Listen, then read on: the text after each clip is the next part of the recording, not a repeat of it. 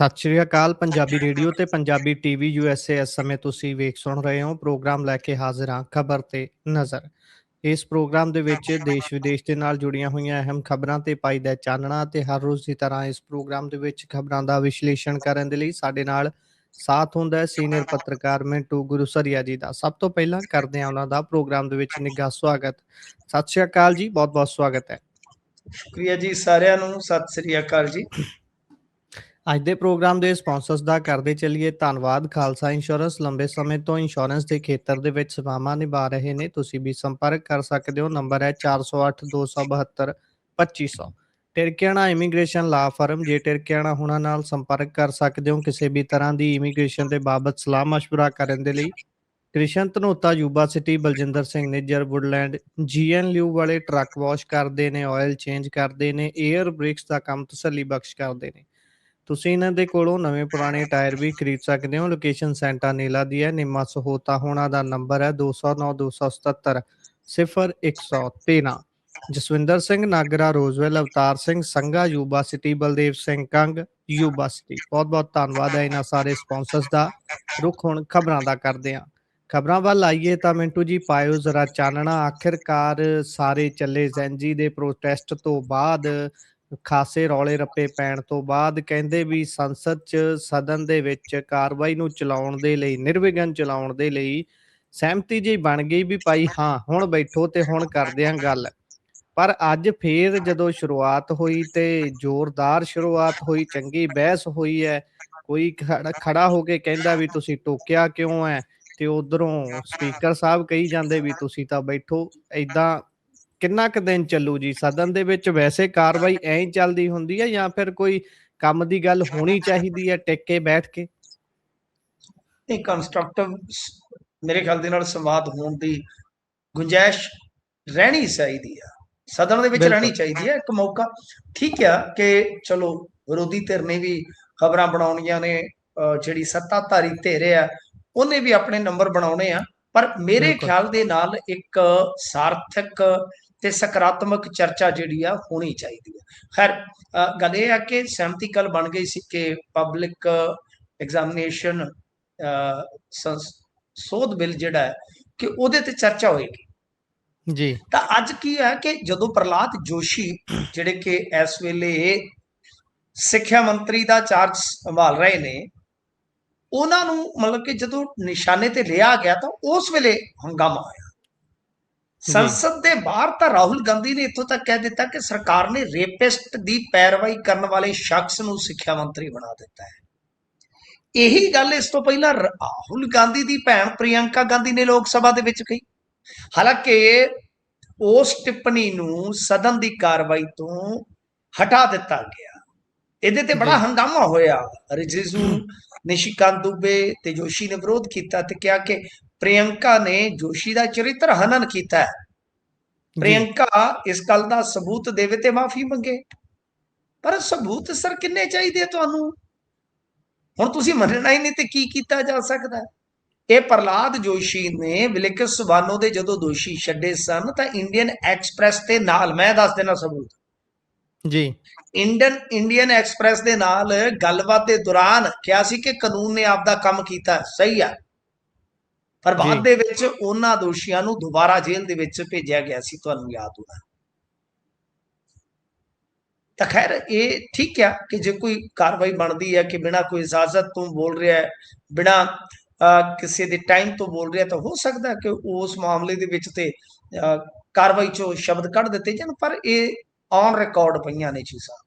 ਤੇ ਦੂਜੇ ਪਾਸੇ ਜੇ ਅੱਜ ਸਪੀਕਰ ਦੀ ਗੱਲ ਕਰੋਗੇ ਤੇ ਉਹ ਵੀ ਕਹਿ ਰਹੇ ਸਨ ਕਿ ਮੈਂ ਪ੍ਰਿਯੰਕਾ ਜੀ ਨੂੰ ਕਹੂੰਗਾ ਕਿ ਬਿਨਾਂ ਤੱਥਾਂ ਤੋਂ ਇਸ ਤਰ੍ਹਾਂ ਦੀ ਗੱਲ ਸਦਨ ਦੇ ਵਿੱਚ ਨਾ ਕਰੋ। ਤਾਂ ਪ੍ਰਿਯੰਕਾ ਨੇ ਇਸ ਦਾ ਜਵਾਬ ਵੀ ਦਿੱਤਾ ਕਿ ਜੋਸ਼ੀ ਜੀ ਨੇ ਵਿਲਕਿਸ ਵਾਨੋ ਦੇ ਬਲਾਤਕਾਰੀਆਂ ਤੇ ਬਿਆਨ ਦਿੱਤਾ ਤੇ ਉਸ ਦਾ ਪ੍ਰਮਾਣ ਮੈਂ ਭੇਜ ਦਿਉਂਗੀ ਤੁਹਾਨੂੰ।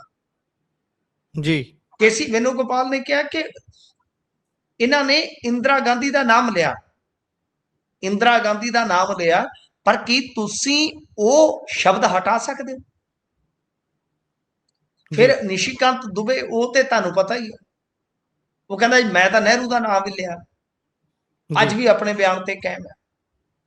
ਤੇ ਦੂਜੇ ਪਾਸੇ ਪ੍ਰਹਲਾਦ ਜੋਸ਼ੀ ਦਾ ਕਹਿਣਾ ਸੀ ਕਿ ਮੇਰੇ ਬਾਰੇ ਜੋ ਬੋਲਿਆ ਗਿਆ ਮੈਨੂੰ ਉਹਦੇ ਤੇ ਪਹਿਲਾਂ ਨਹੀਂ ਦੱਸਿਆ ਗਿਆ। ਹਾਲਾਂਕਿ ਸਪੀਕਰ ਨੇ ਟੋਕਿਆ। ਇਧਰ ਮਹੁਆ ਮੋਇਤਰਾ ਦਾ ਵੀ ਬੜਾ ਪੇਚਾ ਪਿਆ, ਤੁਹਾਨੂੰ ਪਤਾ ਹੀ ਆ।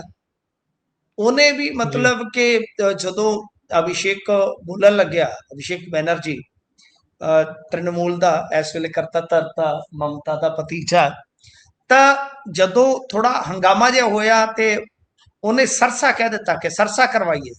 ਤਾਂ ਸਰਸਾ ਦੋ ਜਣੇ ਬੋਲਦੇ ਆ, ਇੱਕ ਤੇ ਸੈਂਕੀਆ, ਇੱਕ ਕਿਰਨ ਰਜ਼ੀਜ਼ੂ। ਤਾਂ ਇਹਨਾਂ ਨੇ ਫਿਰ ਜ਼ੋਰਦਾਰ ਵਿਰੋਧ ਕੀਤਾ ਕਿ ਇਹ ਨਕਲ ਲਾਹੀ ਜਾ ਰਹੀ ਹੈ। ਤਾਂ ਖੈਰ ਹੰਗਾਮਾ ਚੱਲ ਰਿਹਾ ਹੈ। ਡਿੰਪਲ ਯਾਦਵ ਵੀ ਬੋਲੀ ਹੈ।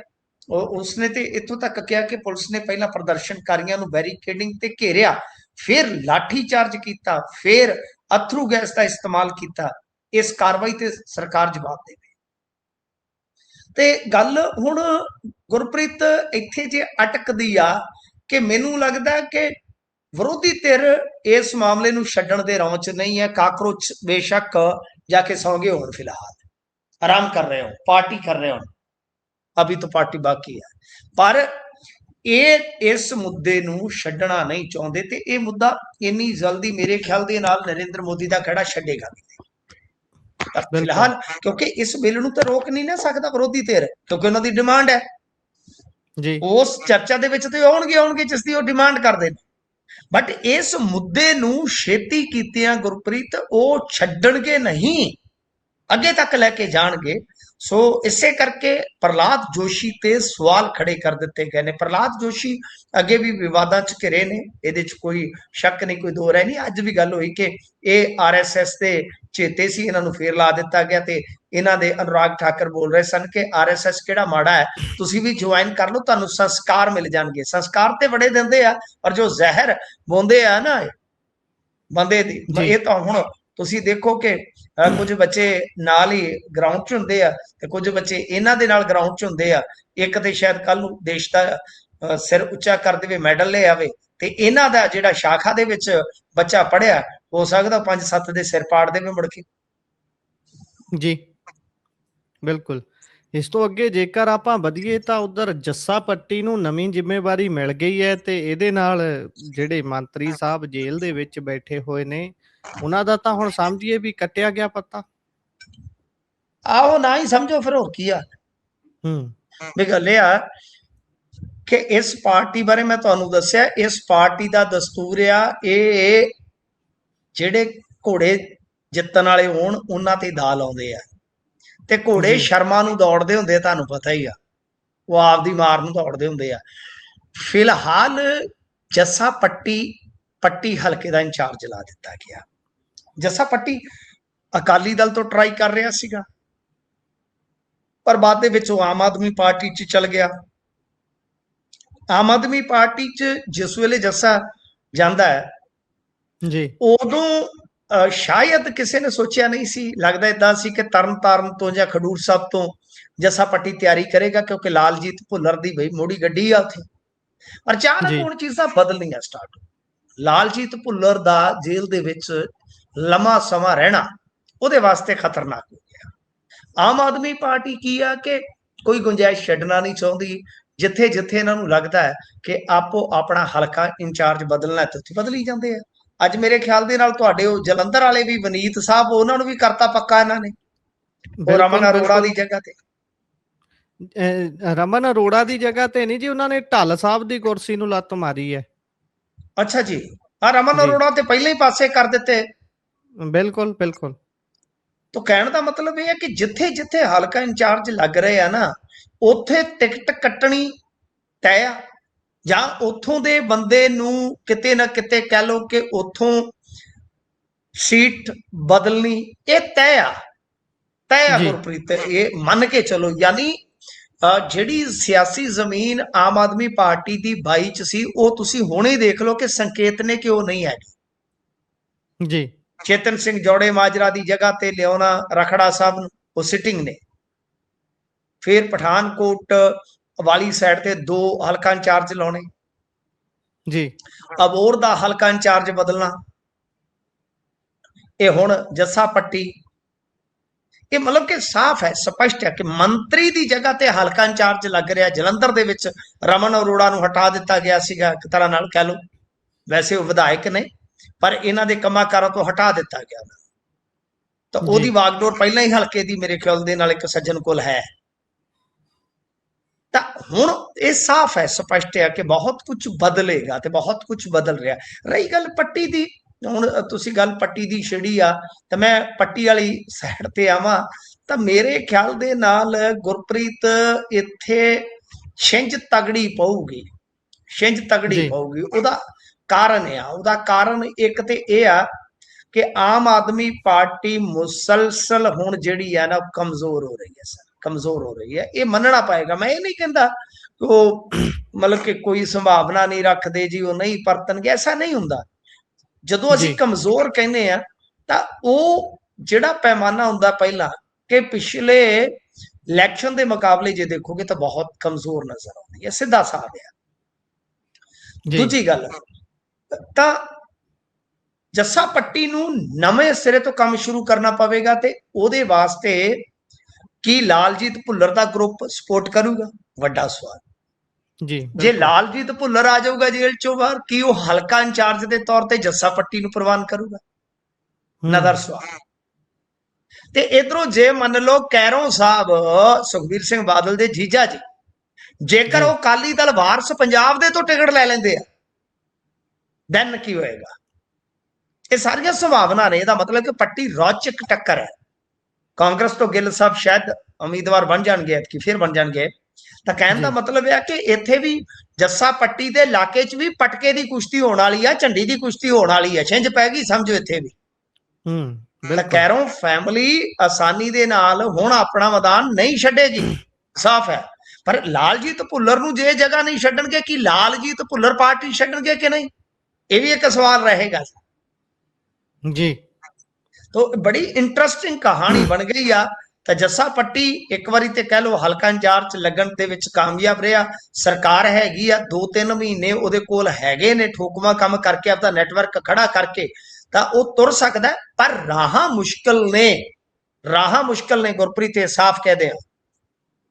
ਬਿਲਕੁਲ, ਰਾਹ ਤਾਂ ਮੁਸ਼ਕਿਲ ਨੇ ਤੇ ਰਾਹਾਂ ਕਈਆਂ ਲਈ ਮੁਸ਼ਕਿਲ ਹੋ ਵੀ ਗਈਆਂ ਨੇ। ਅੱਗੇ ਵਧੀਏ ਤਾਂ ਉਧਰ ਸੀਚੇਵਾਲ ਨੇ ਆਪਣੇ ਗਨਮੈਨ ਵਾਪਸ ਕਰਨ ਦੀ ਇੱਛਾ ਪ੍ਰਗਟਾਈ ਹੈ। ਇਹ ਕਿਉਂ ਵਾਪਸ ਕਰਨਾ ਚਾਹੁੰਦੇ ਜੀ? ਮਨ ਉਕਤਾ ਗਿਆ? ਇਹ ਇੱਕੋ ਹੀ ਬਚੇ ਮੇਰੇ ਖਿਆਲ ਦੇ ਨਾਲ ਮੈਂਬਰ ਪਾਰਲੀਮੈਂਟ, ਹੋਰ ਤੇ ਕੋਈ ਰਹਿ ਹੀ ਨਹੀਂ ਸੀ ਗਿਆ। ਬਿਲਕੁਲ ਇੱਕੋ ਹੀ ਨੇ ਜੀ।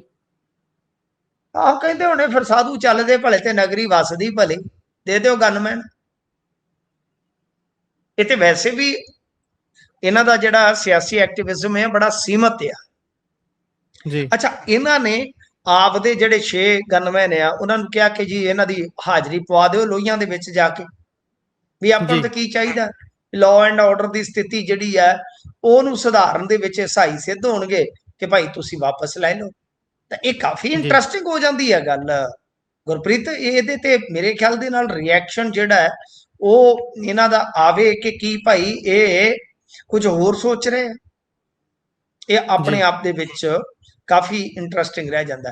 ਤਾਂ ਖੈਰ ਸੀਚੇਵਾਲ ਜੀ ਨੇ ਲਿਖਿਆ ਪੱਤਰ ਦੇ ਵਿੱਚ ਕਿ ਸੁਲਤਾਨਪੁਰ ਲੋਹੀਆ ਇਹਨਾਂ ਇਲਾਕਿਆਂ ਦੇ ਵਿੱਚ ਬਈ ਲੁੱਟ ਖਸੁੱਟ ਦੀਆਂ ਵਾਰਦਾਤਾਂ ਵੱਧ ਰਹੀਆਂ। ਇਸ ਦੇ ਮੱਦੇ ਨਜ਼ਰ ਮੈਂ ਗੁਜ਼ਾਰਿਸ਼ ਕਰਦਾ ਕਿ ਮੇਰੇ 6 ਪੁਲਿਸ ਮੁਲਾਜ਼ਮਾਂ ਦੀ ਜੋ ਸਿਕਿਉਰਿਟੀ ਹੈ ਇਹਦੇ ਵਿੱਚ 3 ਲੋਹੀਆਂ ਖਾਸ ਤੇ 3 ਸੁਲਤਾਨਪੁਰ ਲੋਧੀ ਥਾਣੇ ਦੇ ਵਿੱਚ ਆ, ਮੈਂ ਉਹਨਾਂ ਨੂੰ ਛੱਡਣਾ ਚਾਹੁੰਦਾ ਜੀ। ਕਹਿੰਦੇ ਕਿ ਮੈਥੋਂ ਜ਼ਿਆਦਾ ਲੋਕਾਂ ਦੀ ਸੁਰੱਖਿਆ ਜ਼ਰੂਰੀ ਹੈ, ਉਹ ਸੁਰੱਖਿਆ ਜਿਹੜੀ ਹੈ ਤੈਨਾਤ ਕੀਤੀ ਜਾਣੀ ਚਾਹੀਦੀ ਆ। ਮੈਂ ਡੀਐਸਪੀ ਸ਼ਾਹਕੋਟ ਨੂੰ ਵੀ ਲੈਟਰ ਲਿਖ ਦਿੱਤਾ ਹੈ। ਉਹ ਕਹਿੰਦੇ ਆ ਕਿ ਪਿੰਡ ਸੀਚੇਵਾਲ ਦੇ ਵਿੱਚ ਹੀ ਇੱਕ ਰਾਤ 'ਚ 8 ਚੋਰੀਆਂ ਹੋਈਆਂ ਤੇ ਇਹਦੇ ਬਾਰੇ ਵਿੱਚ ਸ਼ਾਹਕੋਟ ਦੇ ਡੀਐਸਪੀ ਨੂੰ ਵੀ ਲੈਟਰ ਲਿਖਿਆ ਹੈ।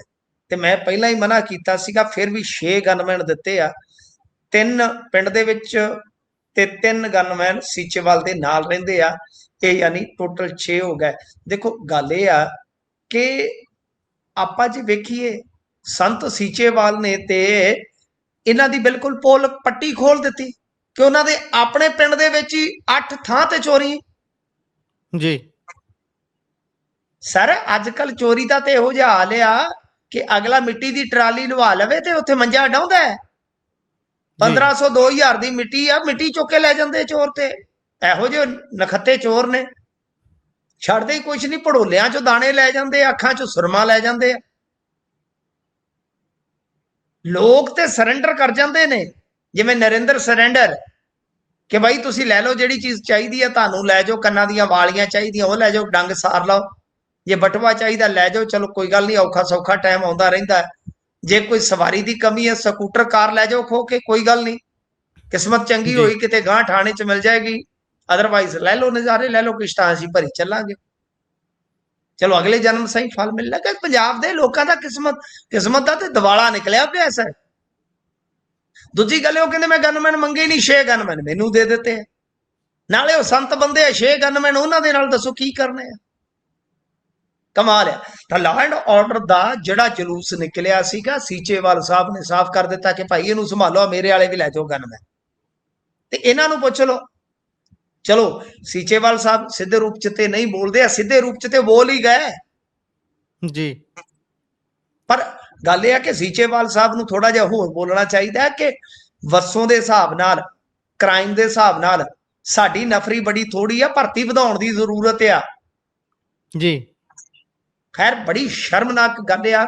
ਮੈਨੂੰ ਲੱਗਦਾ ਕਿ ਜੇ ਇਸ ਤਰ੍ਹਾਂ ਦੇ ਹਾਲ ਰਹੇ ਤੇ ਜਿਹੜਾ 1.25 ਲੱਖ ਆ ਬਚਿਆ ਮੈਂਬਰ ਪਾਰਲੀਮੈਂਟ, ਕਿਤੇ ਇਹ ਵੀ ਨਾ ਆਖੇ ਵੀ ਹੁਣ ਗਵਰਨਮੈਂਟ ਤੇ ਆਪਾਂ ਦੇ ਦਿੱਤੇ ਆ, ਆਪਾਂ ਵੀ ਚੱਲੀਏ। ਤਾਂ ਬਚਾ ਕੇ ਰੱਖੋ ਭਾਈ। ਬਾਬਾ ਹੈ ਸੀਚੇਵਾਲ, ਬਾਬਾ ਹੀ ਹੈ, ਨਹੀਂ ਬਾਬਾ ਹੀ, ਉਹ ਰੀਲ ਜੀ ਆਉਂਦੀ ਹੁੰਦੀ ਹੈ ਨਾ ਵੀ ਇਹ ਤਾਂ MP ਹੈ, ਇਹਨਾਂ ਨੂੰ ਬਚਾ ਕੇ ਰੱਖੋ। ਕਿਤੇ ਦੱਸਣਾ ਹੀ ਪੈ ਜਾਂਦਾ ਵੀ ਸਾਡੇ ਕੋਲ ਵੀ ਰਾਜ ਸਭਾ ਦੇ ਵਿੱਚ ਵੀ ਰੇਕ ਹੈਗਾ, ਕਿਤੇ ਬੰਦਾ ਦੱਸ ਹੀ ਦਿੰਦਾ, ਰਿਸ਼ਤੇਦਾਰੀ 'ਚ ਨਹੀਂ ਆਪਾਂ ਦੱਸ ਦਿੰਦੇ ਵੀ ਸਾਡੇ ਕੋਲ ਵੀ ਟਰੈਕਟਰ ਹੈਗਾ, ਤਾਂ ਕਿਤੇ ਦੱਸਣ ਦੀ ਜ਼ਰੂਰਤ ਹੀ ਪੈ ਜਾਂਦੀ ਵੀ ਸਾਡਾ ਰਾਜ ਸਭਾ ਦੇ ਵਿੱਚ ਵੀ ਹੈਗਾ। ਸੋ ਇਹਨੂੰ ਬਚਾ ਕੇ ਰੱਖੋ। ਮੈਨੂੰ ਲੱਗਦਾ ਕਿ ਇਹ ਜਿਹੜੇ ਹੈਗੇ ਨੇ ਧਾਰਮਿਕ ਪੁਰਸ਼ ਕਹਿ ਲਓ ਜਾਂ ਅਧਿਆਤਮਿਕ ਦੁਨੀਆ ਤੋਂ ਆਏ ਨੇ, ਮੈਨੂੰ ਲੱਗਦਾ ਇਹਨਾਂ ਦਾ ਮਨ ਉਚਾਟ ਹੋ ਗਿਆ। ਜੋ ਤੁਸੀਂ ਕਹਿ ਕੇ ਆਏ ਸੀਗੇ ਕਿ ਏਦਾਂ ਕਰਾਂਗੇ ਜੀ, ਏਦਾਂ ਕਰਾਂਗੇ, ਇਹਨਾਂ ਦੀ ਕਮਿਟਮੈਂਟ ਦਾ ਵੀ ਮੈਨੂੰ ਪਤਾ ਹੈ ਜਿਹੜੀ ਇਹ ਕਰਕੇ ਲਿਆਏ ਸਨ। ਤਾਂ ਮੈਨੂੰ ਲੱਗਦਾ ਹੈ ਕਿ ਸੀਚੇਵਾਲ ਸਾਹਿਬ ਨੂੰ ਅਸਲੀਅਤ ਪਤਾ ਲੱਗ ਗਈ ਕਿ ਉਹ ਸਮਾਂ ਬੀਤ ਗਿਆ ਜੀ, ਉਹ ਸਮਾਂ ਬੀਤ ਗਿਆ ਜਿਸ ਸਮੇਂ ਨੂੰ ਉਹ ਲੋਚ ਕੇ ਆਏ ਸਨ। ਤਾਂ ਖੈਰ ਦੇਖਦੇ ਆ ਕਿ ਇਹਨਾਂ ਦੇ ਇਸ ਪੱਤਰ ਤੇ ਅਮਲ ਹੁੰਦਾ, ਇਹਨਾਂ ਦੇ ਗਨਮੈਨ ਵਾਪਸ ਹੁੰਦੇ ਆ ਕਿ ਨਹੀਂ ਹੁੰਦੇ, ਕਿ ਲਾਅ ਐਂਡ ਆਰਡਰ ਦੀ ਸਥਿਤੀ ਸੰਭਲਦੀ ਹੈ ਕਿ ਨਹੀਂ ਸੰਭਲਦੀ। ਪਰ ਇਹ ਸਾਫ਼ ਹੈ, ਸਪਸ਼ਟ ਹੈ ਕਿ ਬਹੁਤ ਬੁਰੀ ਹਾਲਤ ਆ ਲੋਕਾਂ ਦੇ ਟਰਾਂਸਫਾਰਮਰ ਲੈ ਜਾਂਦੇ ਆ, ਤੇਲ ਚੋਰੀ ਹੋ ਜਾਂਦਾ ਟਰਾਂਸਫਾਰਮਰ ਚੋਂ, ਪਤਾ ਨਹੀਂ ਤੇਲ ਕੀ ਪੱਟਾਂ ਨੂੰ ਲਾਉਂਦੇ ਆ।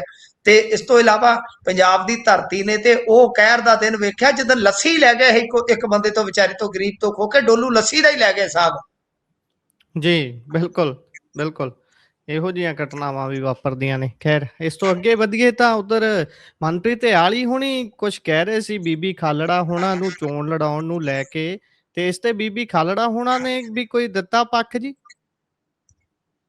ਦੇਖੋ ਗੱਲ ਇਹ ਆ ਕਿ ਹਾਂ ਜੀ ਬਿਲਕੁਲ ਅਸੀਂ ਕਾਮਯਾਬ ਰਹੇ ਉਹਨਾਂ ਦੀ ਟੀਮ ਦੇ ਨਾਲ ਸੰਪਰਕ ਕਰਨ ਦੇ ਵਿੱਚ, ਕਿਉਂਕਿ ਉਹਨਾਂ ਦਾ ਰਿਐਕਸ਼ਨ ਬਹੁਤ ਜ਼ਰੂਰੀ ਸੀਗਾ ਗੁਰਪ੍ਰੀਤ।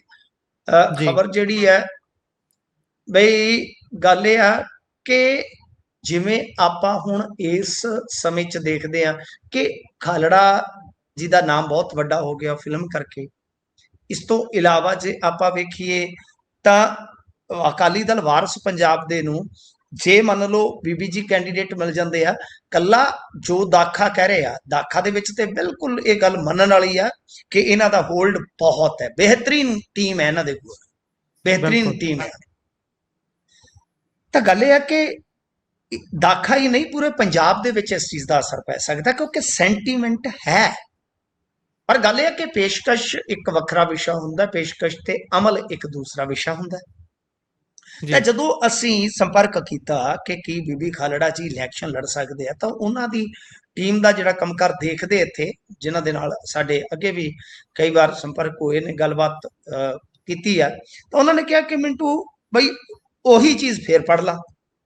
ਮੈਂ ਕਿਹਾ ਜੀ ਕੀ? ਉਹ ਕਹਿੰਦੇ ਜਿਹੜੀ ਤੈਨੂੰ ਤਰਨ ਵੇਲੇ ਕਿਹਾ ਸੀ, ਕਿਉਂਕਿ ਤਰਨ ਜ਼ਿਮਨੀ ਚੋਣ ਵੇਲੇ ਵੀ ਤੇ ਆਫਰ ਹੋਇਆ ਸੀ ਨਾ, ਯਾਦ ਹੋਣਾ ਤੁਹਾਨੂੰ। ਅਕਾਲੀ ਦਲ ਵਾਰਸ ਪੰਜਾਬ ਦੇ ਵਾਲੇ ਸਰਦਾਰ ਤਰਸੇਮ ਸਿੰਘ ਹੋਰਾਂ ਨੇ ਕਿਹਾ ਸੀਗਾ ਕਿ ਨਹੀਂ ਵੀ ਬੀਬੀ ਖਾਲੜਾ ਲੜ ਲੈਣਾ, ਅਸੀਂ ਤਿਆਰ ਹਾਂ। ਉਸ ਤੋਂ ਬਾਅਦ ਹੀ ਮਨਦੀਪ ਸਿੰਘ ਹੋਰਾਂ ਤੇ ਆ ਕੇ ਸਹਿਮਤੀ ਬਣੀ ਸੀਗੀ ਨਾ। ਤਾਂ ਜੀ ਉਸ ਵੇਲੇ ਜਦੋਂ ਅਸੀਂ ਇਹਨਾਂ ਨੂੰ ਪਹੁੰਚ ਕੀਤੀ ਕਿ ਭਾਈ ਤੁਹਾਡਾ ਕੀ ਖਿਆਲ ਵੱਜਦਾ ਹੈ ਕਿ ਨਹੀਂ, ਤਾਂ ਉਹਨਾਂ ਨੇ ਕਿਹਾ, ਅਸੀਂ ਕਿਹਾ ਕਿ ਨਹੀਂ, ਅਸੀਂ ਇਲੈਕਟੋਰਲ ਸਿਸਟਮ ਦੀ ਰਾਜਨੀਤੀ ਕਰਾਂਗੇ ਨਹੀਂ। ਬਸ ਸਾਡਾ ਐਕਟਿਵਿਜ਼ਮ ਮਨੁੱਖੀ ਅਧਿਕਾਰਾਂ ਲਈ, ਸਿੱਖ ਕੌਮ ਦੇ ਦਰਪੇਸ਼ ਮਸਲਿਆਂ ਲਈ ਹੈ। ਸਾਡਾ ਇਸ ਤੋਂ ਵੱਧ ਕੋਈ ਖਿਆਲ ਹੈ ਹੀ ਨਹੀਂ। ਤਾਂ ਸਾਫ਼ ਹੈ, ਕਲੀਅਰ ਹੈ। ਅੱਜ ਵੀ ਉਹਨਾਂ ਨੇ ਜਵਾਬ ਦੇ ਦਿੱਤਾ। ਸੋ ਅਕਾਲੀ ਦਲ ਵਾਰਸ ਪੰਜਾਬ ਦੇ ਖਾਸ ਤੌਰ ਤੇ ਮਨਪ੍ਰੀਤ ਇਆਲੀ, ਕਿਉਂਕਿ ਥਿੰਕ ਟੈਂਕ ਹੈ ਇਸ ਵੇਲੇ ਮਨਪ੍ਰੀਤ ਇਆਲੀ ਨੇ ਮੇਨ ਤੇ ਇਹਨਾਂ ਦੇ ਇੱਕ ਹੈਗੇ ਨੇ ਭਾਈ ਸਾਹਿਬ, ਉਹ ਕਹਿ ਲਓ ਕਿ ਸਰਕਾਰੀ ਡਿਪਾਰਟਮੈਂਟ ਦੇ ਵਿੱਚ ਆ, ਤੇ ਦੂਸਰੇ ਆ ਗਏ ਅਮਰਤਪਾਲ ਸਿੰਘ ਡਿਬਰੂਗੜ੍ਹ ਤੋਂ, ਤੇ ਤੀਸਰੇ ਥਿੰਕ ਟੈਂਕ ਦੇ ਵਿੱਚ ਸਭ ਤੋਂ ਵੱਡੇ ਚਿਹਰੇ ਆ ਇਆਲੀ ਸਾਹਿਬ ਬਖੂਬੀ ਜਾਣਦੇ ਆ ਕਿ ਜੇਕਰ ਬੀਬੀ ਖਾਲੜਾ ਇਲੈਕਸ਼ਨ ਲੜਨ ਲਈ ਸਹਿਮਤ ਹੋ ਜਾਣ, ਉਸੇ ਦਿਨ ਤਸਵੀਰ ਬਦਲਣੀ ਸ਼ੁਰੂ ਹੋ ਜਾਏਗੀ। ਸੋ ਇਸ ਵਾਸਤੇ ਜ਼ਰੂਰੀ ਸੀਗਾ ਕਿ ਉਹਨਾਂ ਦਾ ਰਿਐਕਸ਼ਨ ਲਿਆ ਜਾਂਦਾ। ਤਾਂ ਰਿਐਕਸ਼ਨ ਦੇ ਵਿੱਚ ਉਹਨਾਂ ਨੇ, ਮੈਂ ਜੋ ਤੁਹਾਨੂੰ ਕੋਟ ਕੀਤਾ ਉਹੀ ਕਿਹਾ ਕਿ ਇਲੈਕਟੋਰਲ ਸਿਸਟਮ ਦਾ ਅਸੀਂ ਹਿੱਸਾ ਬਣਨਾ ਹੀ ਜੀ। ਇਸ ਤੋਂ ਅੱਗੇ ਜੇਕਰ ਆਪਾਂ ਵਧੀਏ ਤਾਂ ਉਧਰ ਮਾਨ ਪਹੁੰਚੇ, ਸੰਸਦ ਤੇ ਦਿੱਤਾ ਵੱਡਾ ਬਿਆਨ। ਕੀ ਹੈ ਜੀ ਇਹ ਵੱਡਾ ਬਿਆਨ? हाँ जी, खासा वड्डा बंदा, खासा वड्डा बयान, खासा ਤਾਂ ਖੈਰ ਗੱਲ ਇਹ ਆ ਕਿ ਗੁਰਪ੍ਰੀਤ ਅੱਜ ਮੀਂਹ ਪੈਂਦਾ ਸੀ, ਮਿੰਨੀ ਪੈਂਦੀ ਸੀ ਕਣੀ, ਮੈਂ ਤੇ ਮੇਰਾ ਰੱਬ ਜਾਣਦਾ ਜਿਹੜੀ ਸਾਡੀ ਜਿੰਦ ਤੇ ਬਣੀ। ਤਾਂ ਬਈ ਅੱਜ ਉੱਥੇ ਗਏ ਨੇ, ਪੁਰਾਣੇ ਸਾਥੀਆਂ ਨੂੰ ਮਿਲੇ, ਤਾਂ ਇਹਨਾਂ ਨੇ ਬੜਾ ਚਾਅ ਜਿਹਾ ਕੀਤਾ, ਪੁਰਾਣੀ ਜਗ੍ਹਾ ਚ ਆਏ, ਕਹਿੰਦੇ ਵੀ ਇਹ ਮੇਰੇ ਲਈ ਤਾਂ ਸਕੂਲ ਸੀਗਾ। ਬਈ ਬਿਲਕੁਲ ਗੱਲ ਵੀ ਵੈਸੇ ਉਹਨਾਂ ਦੀ ਦਰੁਸਤ ਆ ਕਿ ਪ੍ਰਾਇਮਰੀ ਦਾ ਦਾਖਲਾ ਤੇ ਉੱਥੇ ਹੀ ਹੋਇਆ ਨਾ, ਰਾਜਨੀਤੀ ਚ। ਇਲੈਕਸ਼ਨ ਪਹਿਲਾਂ ਜਿੱਤ ਕੇ ਸਦਨ ਦੇ ਵਿੱਚ ਹੀ ਪਹੁੰਚੇ ਸਨ, ਸੰਸਦ ਦੇ ਵਿੱਚ ਹੀ ਪਹੁੰਚੇ ਸਨ।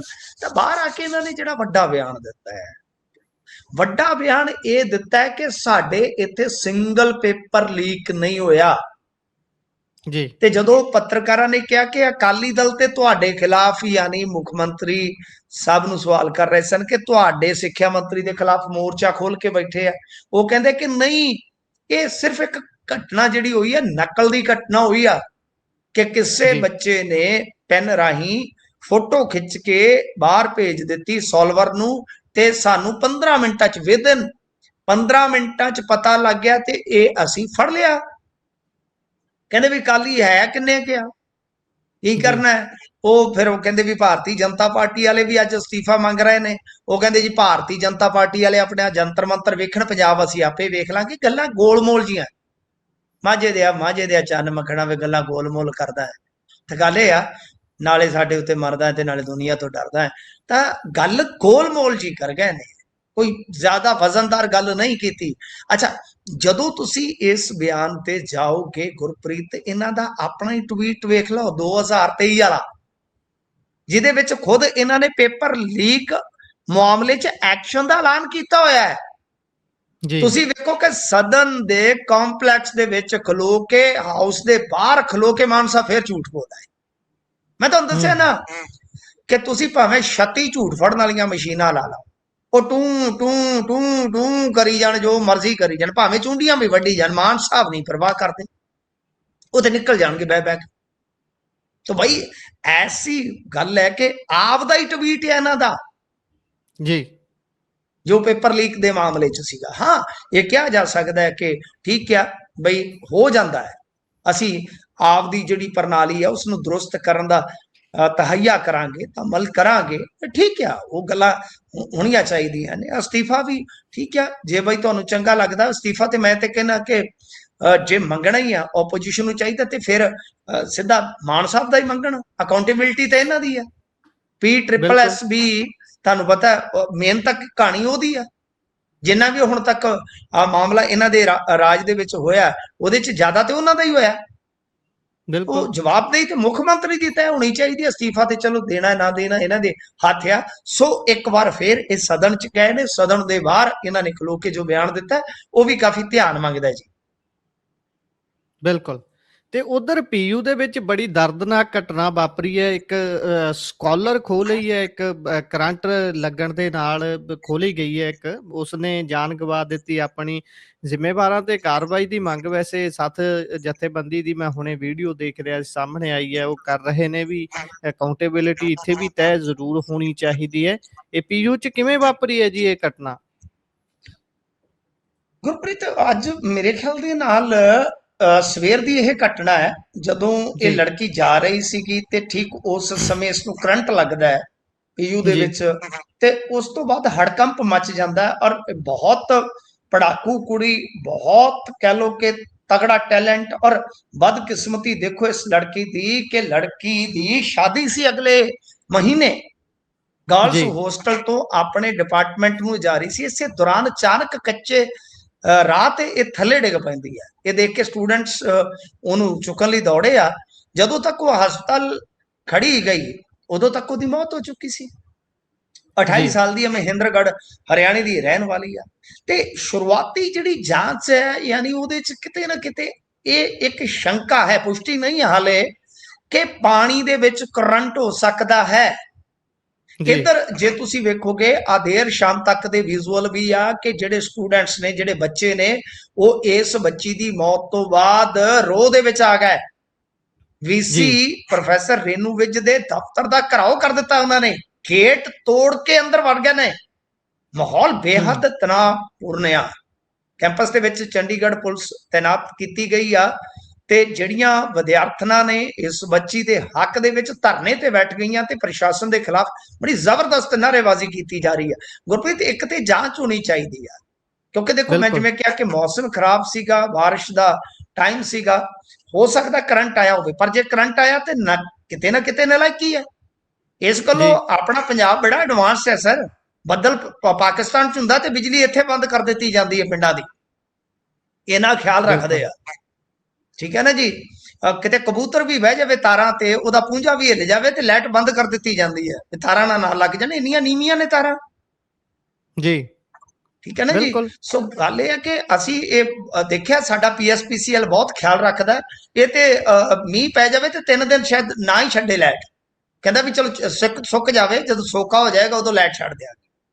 ਤੋ ਖੈਰ, ਜੋ ਹੋਇਆ ਬਹੁਤ ਮਾੜਾ ਹੈ, ਪਰ ਇਹਦੇ ਚ ਸਭ ਤੋਂ ਪਹਿਲਾਂ ਤੇ ਜਾਂਚ ਹੋਣੀ ਚਾਹੀਦੀ ਹੈ ਕਿ ਕੁੜੀ ਨੂੰ ਕੁਝ ਲੜਿਆ ਤੇ ਨਹੀਂ, ਜੇ ਕਰੰਟ ਵੱਜਿਆ ਤੇ ਕਿਵੇਂ ਵੱਜਿਆ। ਕਿਉਂਕਿ ਅੱਜ ਕੱਲ ਮੈਂ ਦੇਖਿਆ, ਮੈਨੂੰ ਚੰਡੀਗੜ੍ਹ ਦਾ ਤਾਂ ਨਹੀਂ ਪਤਾ, ਮੋਹਾਲੀ ਦੇ ਵਿੱਚ ਤੇ ਇਹਨਾਂ ਨੇ ਤਾਰਾਂ ਅੰਡਰਗਰਾਉਂਡ ਪਾਈਆਂ ਨੇ, ਔਰ ਉਹ ਉੱਥੇ ਇੱਕ ਸਮੱਸਿਆ ਬਣਦੀ ਹੈ। ਜੀ, ਇੱਕ ਸਮੱਸਿਆ ਬਣਦੀ ਹੈ ਜਦੋਂ ਫਾਲਟ ਆਉਂਦਾ ਹੈ, ਤਾਂ ਕੀ ਕੋਈ ਅੰਡਰਗਰਾਉਂਡ ਤਾਰ ਵਗੈਰਾ ਤਾਂ ਨਹੀਂ ਸੀ। ਇਹ ਕਿਉਂਕਿ ਮੈਨੂੰ ਜੀ, ਚੰਡੀਗੜ੍ਹ ਬਾਰੇ ਪਤਾ ਨਹੀਂ ਹੈ ਫਿਲਹਾਲ, ਮੈਂ ਇਸ ਕਰਕੇ ਬੜਾ ਸੰਕੋਚ ਕੇ ਟਿੱਪਣੀ ਕਰ ਰਿਹਾ। ਜਾਂਚ ਹੋਣੀ ਚਾਹੀਦੀ ਹੈ, ਜੇ ਬੱਚੀ ਨੂੰ ਕਰੰਟ ਲੱਗਿਆ ਤੇ ਫਿਰ ਜਿਹੜੀ ਧਿਰ ਜ਼ਿੰਮੇਵਾਰ ਹੈ ਉਹਦੇ ਤੇ ਕਾਰਵਾਈ ਬਣਦੀ ਹੈ। ਬਿਲਕੁਲ।